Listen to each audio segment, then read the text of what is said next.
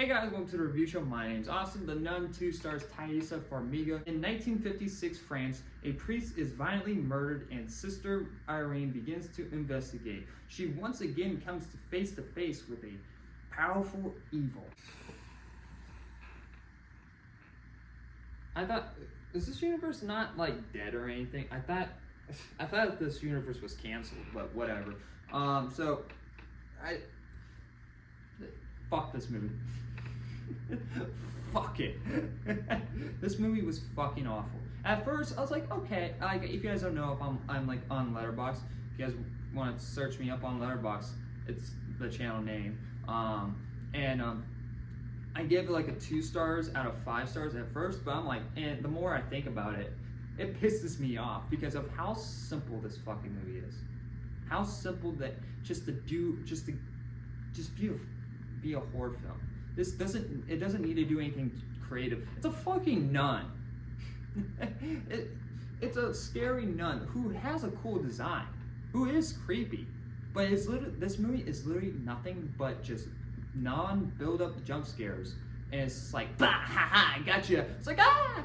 It's for those people like that never seen a fucking horror film at all. Like there's literally a person like sitting next to me that narrated everything throughout the whole entire fucking film, going like, oh god, oh no, he's not dead.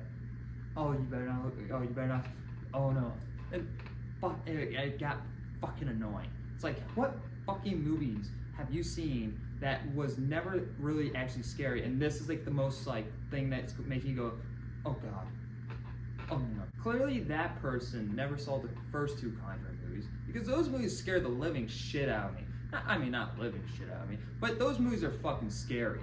Those were actually actual good horror films, and with also characters that we actually care about because they actually focus on characters. It's not like there isn't like any, interesting characters in this film, Frances, Kate, and Sophie are interesting characters. Kate and Sophie are, Kate is a teacher and Sophie is the daughter of the teacher. Their dynamic was kind of interesting at first. I was like, oh, okay, they're just kind of sort of setting up this interesting relationship, and like Francis has more of an involvement in this movie than the previous one.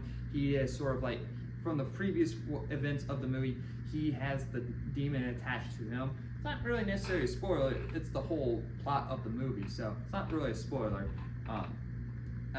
Who cares? Don't go fucking see it if it is a big spoiler and people are like, I didn't know that. Well, whoopsies. They kind of build something around that, they try to have you sort of care about Francis and next the mom and the daughter type of deal by sort of seeing their relationship, like they're really close, like the daughter and Francis are really close to one another. They get like sort of like matching braids type of deal, like bracelets. It's kind of cool. It's like, okay, that's sweet. But after that, it just kind of goes nowhere. It's like, this kid is getting bullied by other kids, and he is defending her constantly, which is like, I don't know why she's getting picked on. Maybe it's because she's the teacher's daughter, or these kids are just complete assholes for no reason. But that happens like 20 times throughout the film. It's like, okay, it's like, I already seen this. Like 20 minutes ago, I already seen that. And half the time, I'm like, when it comes to the scares, I'm like, I just saw that, just with a different character. And so the movie has this problem with just repeating scenes after another scene. And it's like, we already saw that.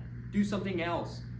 Continue like the actual development, and it sort of continues, kind of, because there's a scene later on where they're sort of bonding in this dancing to a slow song. But it's more forced because the daughter's like, please, can you guys dance? You guys are both single, so you guys should dance, right? That's what it is. It's like no actual character talk between one another, what they have in common, what they like, or whatever. They're both fears. That would have been an interesting conversation in a horror film, right? Talking about like the worst fear of all. It's like, losing my daughter, and next the nun uses that against the mom. Like, this is such of an interesting concept that they should just Francis should have been the main character, and Irene shouldn't even been in the movie. Irene was the most pointless part of this whole entire fucking film. Like, she had no purpose. She doesn't really do anything at all. She's constantly needed to be saved. as well. Besides towards the end of the film, she does one thing. That's it. And but the church wants her to come back. It's like, what? Fuck you. You go fucking do it, you fucking prick of a church. Well, Catholic people are probably gonna hate me after this review, aren't they? Well, you know, Irene is doing all these things. She also brings a companion along, like another sister who is also more pointless. She has sort of like a problem with, like, you know, believing in the religion, and like she has like, oh, the blood, like, you know, when you drink the wine and all that, it's not actually the blood of Christ or anything. No, it's a fucking metaphor. It's a metaphor of that. Somehow, you know, the nun who is looking for this thing. This whole entire movie is based around this thing that this nun is trying to look for. It's like really powerful, and it's connected to like an actual real, like, you know, event that happened. Not like this, not what the movie is based off of, but this like thing is like the eyes of like I forget the name. Oh, Saint Lucy, which is an actual thing, which is really cool, but it goes absolutely nowhere with it. Like, there's a scene in the movie of a guy saying like, yeah, the nun is like a fallen angel, maybe not. It doesn't make any sense. It's boring, it's cliched, like fucking, like, this movie is rated R, and it's fucking tame.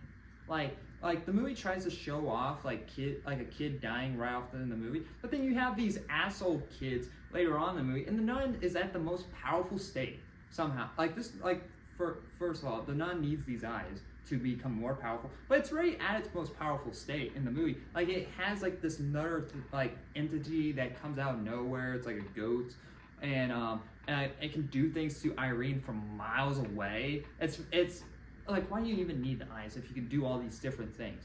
But whatever. So it's playing around with these fucking kids and like these other people that are in the situation, and it's like, just kill them. You really need this thing. Why not just kill them? Like, and it's not like you gave us a redemption moment for any of the kids that were bullying Sophie throughout the movie. It's like, you know, if you wanted to give us a redemption moment for us to care about the kids, it's like, have them save Sophie or have them save somebody. But no, they don't save anybody, and it's funny seeing them being thrown around. It's like, fuck you. It's like, you deserve that, you little prick. It's like, are people gonna take that out of context? Probably. It's a movie, guys. I don't want kids to get hurt, but hey, in a movie, I don't give a fuck, because they're fictional characters. Nothing more makes a movie scary is when we have characters that we care about in a scary situation. It's not just how the scene is shot that makes it feel scary and makes it feel intense, because there's somebody in that scene right now that could die. But why should I really care anyways? Because I know that none of these characters are gonna die. It's like, if you're a main character, it's like you'd be fine. Unless you're a kid, see, if you're not a main character or a kid, you're gonna die. Like, and that's what happens to most people in this movie, because it's like, oh, you're a side character? You can go over there and die. That's cool. I'm gonna give The Nun 2 an F. I fucking hate this movie. I was like, okay, it's like a D-, D+. No, it's a fucking F. It's a waste of my time. It was not worth it. And it's a fucking insult to people that like actual horror films. This is not, just please let the universe die. And it's more disappointing because I actually like the idea of a horror universe. Like, that is such a cool idea.